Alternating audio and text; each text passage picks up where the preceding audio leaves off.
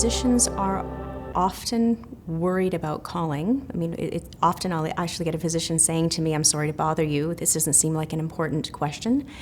And I try to make sure that they understand every question is important. We get lots of questions, many of which sound the same, but the answers are often quite different.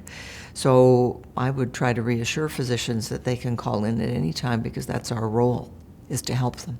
So if a physician had some reservations or hesitation about calling in, I advise them that there's no judgment on our end.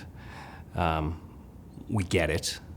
When they call in, they often don't know that an issue could evolve, or maybe they worry that it could evolve, but it actually won't. They just need to worry about explaining the clinical side of the case so that I can understand what's happened from their perspective and help them work through what the next step might be.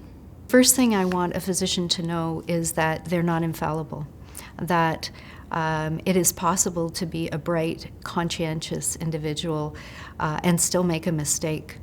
I think the most difficult call that I will get is when a physician is worried that they made a mistake. So they'll call, and sometimes they take on more responsibility for the complication or the adverse outcome than maybe is necessary. So when they call with that type of a difficult scenario, I will try to help them feel supported.